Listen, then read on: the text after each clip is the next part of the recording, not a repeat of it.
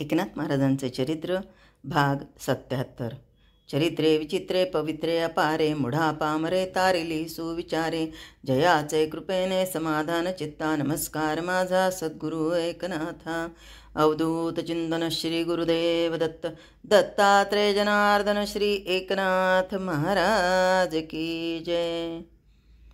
काशीच्या मनकर्णिका घाटाच्या पायरीवर संत एकनाथ महाराज आणि संत तुलसीदास बसले. तुलसीदास म्हणत होते, आपण भागवत ग्रंथ केलात, आता आयुष्याच्या उत्तर रंगात रामसेवा करावी. कलियुगातल्या ज्ञानेश्वर महाराजांची सेवा झाली, द्वापार युगातल्या कृष्णाची सेवा झाली, आता कृतयुगातल्या रामचरित्राकडे लक्ष द्यावं. संत तुलसीदास पुढे म्हणाले, आजच्या परकीय सत्तेच्या अधिपत्याखाली सामान्य जनता हवालदिल झाली आहे. ती आम जनता जुलूम जबरदस्तीखाली भरडून निघत आहे.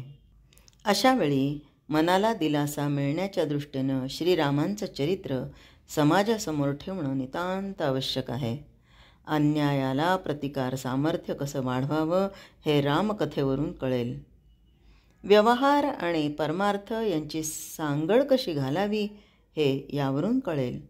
शिवाय कर्तव्य पालनाचं आदर्शही रामचरित्रावरून समजून घेता येईल. भगवत कथेत भाव असावा, पण त्यात अर्थही जरूर असावा. एकनाथ महाराजांना वाटलं, तुलसीदासांच्या मुखातून जणू प्रभू श्रीरामचंद्रच बोलत आहेत. त्यांनी तुलसीदासांचं म्हणणं शिरोधार्य मानलं. दोघांनी श्रीराम जय जय राम असं म्हणून नामजप केला आणि सद्गतीत अंतःकरणानं एकमेकांचा निरोप घेतला. ह्या संत भेटीचं हे अमर क्षण गंगामय्याने आपल्या हृदयात कोरून ठेवले आणि ती जास्त खळाळून वाहू लागली. हरिपंडितानं पैठणला कायमचं येण्याचं मान्य केलं तेव्हा एकनाथ महाराजांना अपूर्व समाधान वाटलं. चला आता अशुभ ग्रहांचा काल संपला असं म्हणत ते श्वास टाकणार तोच पंडितानं त्यांच्यापुढे 2 अटी टाकल्या. हरिपंडित म्हणाला, मी पैठणला यावं म्हणतो, पण आपण माझ्या 2 अटी पाळल्या पाहिजेत. एकनाथ महाराजांपुढे गिरिजाबाईंचा चेहरा तरळू लागला.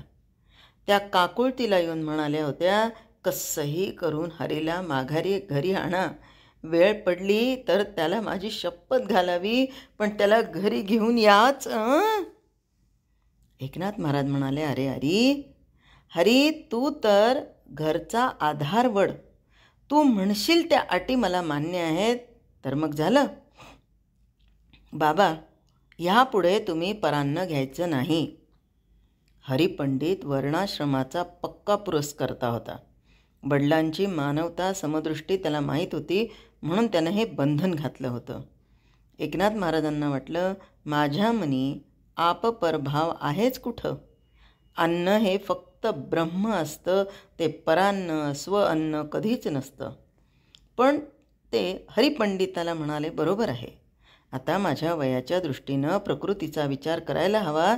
मला परान्न सोसणारच नाही.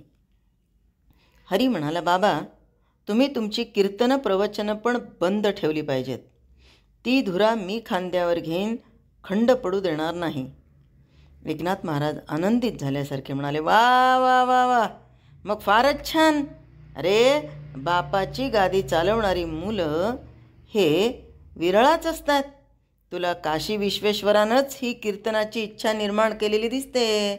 अरे बाबा, संपत्तीचा वारसा सगळेच मुलं सांगतात, पण हा असा पारमार्थिक कल्याणाचा वारसा कुणीसुद्धा स्वीकारत नाहीत.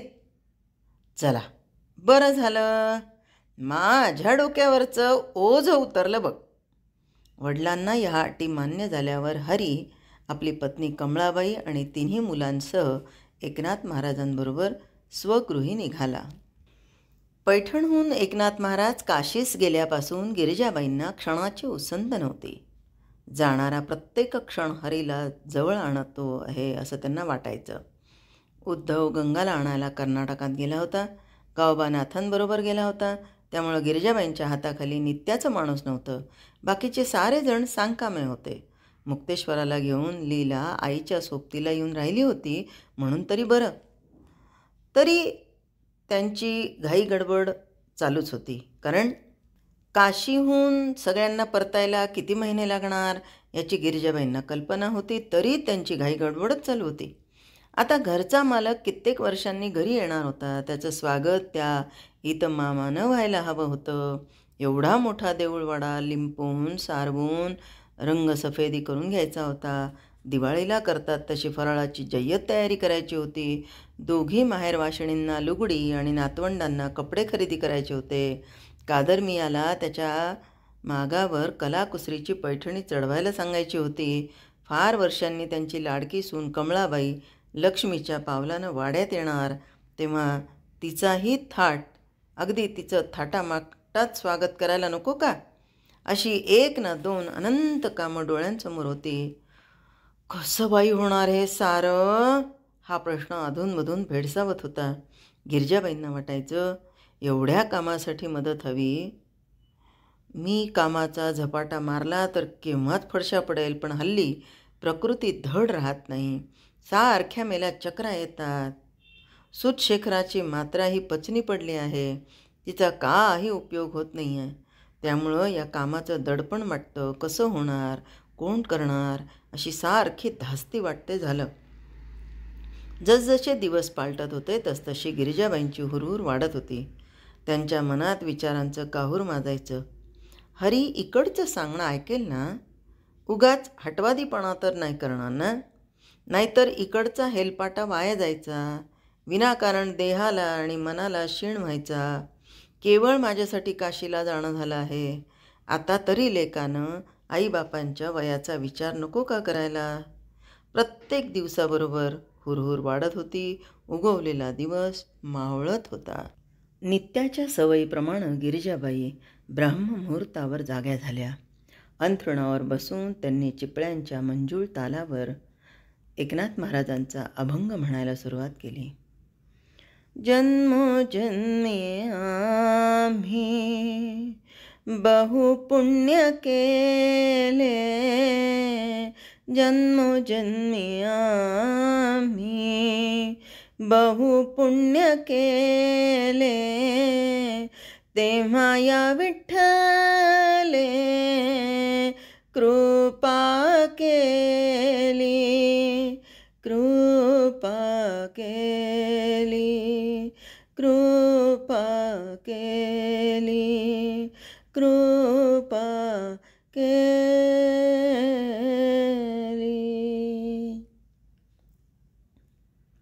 भ्रमर सुवासी मधावरी मासी, तैसे त्या देवासी मन माझे, तैसे त्या देवासी मन माझे. माहेरी आलेल्या गोदा गंगा तिथेच झोपल्या होत्या. पहाटेच्या वेळी नाद मधुर स्वर साखर झोपेची गोडी वाढवत होते. डोक्यावर पांघरूण घेतलेली गंगा मनात हसली.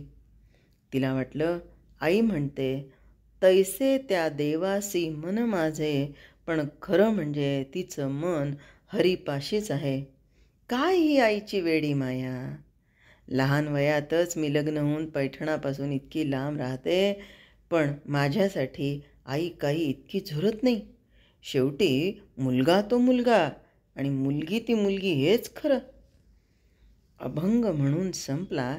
गिरिजाबाईंनी उठून सगळ्यांच्या अंगावरची पांघरुणं सारखी केली. वेळ काही सरकता सरकत नव्हता म्हणून त्यांनी चुलीला पोतेरं घालून स्वयंपाकघराचा केर काढून घेतला. आता शेजारच्या घरातून जात्यांची घरघर ऐकू येऊ लागली.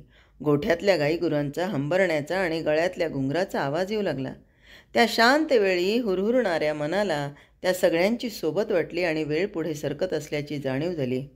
दोघी माहेरवाशिणी हाताखाली असल्यानं स्वयंपाकाचा शीण नव्हता. तो चुटकी सरसा उरकायचा. दुपारची जेवणं झाली. माझ घरात जुनं अंथरून गिरिजाबाई उषाला हाताची घडी घेऊन जरा लवणल्या होत्या. वाड्यात लगबग सुरू झाल्याचा त्यांना भास झाला. दाराबाहेर लोकांचा गोंगाट होऊ लागल्यासारखं वाटलं. गंगा घाईघाईनं तिथं आली आणि म्हणाली, आई आई आई, अगं उठ, बाबा आणि दादा आलेले दिसतायत, ते वेशीपर्यंत आलेत म्हणे, उठ. गिरजाबाई धडपडत उठल्या, पण तो आनंद जणू त्यांना पेलला नाही. त्यांनी गंगाला लगेच मिठी मारली. अरे सोनियाचा दिवस उगवला तर. त्यांनी चटकन केसावरून हात फिरवला, ओझं झटकून लुगडं सारखं केलं, चूळ भरून डोळ्यांना पाणी लावलं, गळ्यातल्या मंगळसूत्रात अडकून ठेवलेली नथ नाकात घातली. त्या बावरल्या होत्या, त्यांना काही सुचत नव्हतं, कानावर विश्वास बसत नव्हता. इकडं हरीला घेऊन येणं झालं तर. आजपर्यंत माझं मन त्यांनी कधी मोडलं नाही, मला सारखं जपायचंच झालं. आज आज माझ्यासाठी जाऊन हरीला घेऊन आले. त्याला अंगण परसातून का आणायचं होतं? इतक्या लांब परमुलखात जाऊन त्याचं मन वळवून आणायचं म्हणजे काय ते सोपं होतं का? गिरजाबाईंच्या डोळ्यात श्रावण मेघांची दाटी केली. त्या देवघरात गेल्या. कुलस्वामिनी रेणुका मातेला हळद कुंकू वाहून आपल्या कपाळावरही हळदी कुंकवाची बोटं टेकवली. पांडुरंग दत्तात्रय सगळ्या देवांना नमस्कार करून निरांजन लावलं. गोदाला औक्षवणाची तयारी करायला सांगितली. नातवंडांना त्या म्हणाल्या, अरे मुक्तेश्वरा, पुंडाजी, तुमचा मामा येतोय, आजा येतोय, डोक्यावर काहीतरी ठेवा, बोडखे पुढे जाऊ नका. त्यांच्या उत्साहानं बाल्य धारण केलं होतं. त्या महाद्वाराच्या उंबऱ्यात येऊन उभ्या राहिल्या आणि डोळ्यात प्राण आणून वाटेकडे पाहू लागल्या. सजवलेल्या 2 सारवट गाड्या वळणावर दिसू लागल्या. जय जयकार कानी आला. लेजिमाची खळखळाट ऐकू आली. शिंक फुंकल्याचा ध्वनी निनादला. गिरिजाबाईंना वाटलं, अगं बाई, आपल्या पैठणकरांना लगेच सुगावा तरी कसा लागतो बाई, आणि इकडच्या स्वागताची तयारी तरी किती झटपट करतात. लक्ष्मीबाई सांगत होत्या, तेच खरं, लोक महाराजांची डोळ्यात प्राण आणून वाट पाहत होते म्हणे. ते म्हणे इकडून गंगेच्या कावडीची गावपूजा करणार आहेत. आपल्या नाथ महाराजांना 3 वेळा काशीयात्रा घडली, हा म्हणे पैठणवासियांचा गौरव आहे, महत् भाग्य आहे. त्यांच्याबरोबर हरिपंडित येणार. आपल्या घरी पंडितानं तरी काशी क्षेत्रात केवढं नाव मिळवलं आहे. आणि हा हरिपंडित, आता त्याचा पैठणवासियांना अभिमान आहे. तोही स्वागत सोहळा होणारच आहे. लक्ष्मीबाईचं बोलणं मला नव्हतं खरं वाटत, पण आता हा मिरवणुकीचा थाट पाहिला तेव्हा जरा नवलच वाटतंय. मागच्या खेपेला भागवत समाप्ती करून इकडची स्वारी परतली तेव्हा पैठणकरांनी त्यांचं सार आगत स्वागत केलं होतं, ते ठीक, पण आज काय एवढी जरुरी होती? खरं म्हणजे स्वारींनी लोकांच्या हृदयात स्थान पटकवलं आहे, म्हणून लोक उत्स्फूर्तपणे हा असा समारंभ सोहळा करतात. त्यांना कोणाला काही सांगावं लागत नाही. मुंगीच्या पायानं गाड्या पुढे सरकत होत्या. पावला पावलावर लोक त्यांच्या गळ्यात पुष्पमाला घालत होते. सुवासिनी ओवाळत होत्या. भोळे बाबडे जीव रस्त्यात लोटांगण घालत होते. हा सोहळा पाहायला 2 डोळे पुरत नव्हते. गिरजाबाईंना हा सुखावेग सोसेना. त्यांच्या दोन्ही बाजूला गंगा गोदा उभ्या होत्या. त्यांच्या खांद्यावर हात देऊन गिरिजाबाई कशाबशा उभ्या राहिल्या. जय हरी.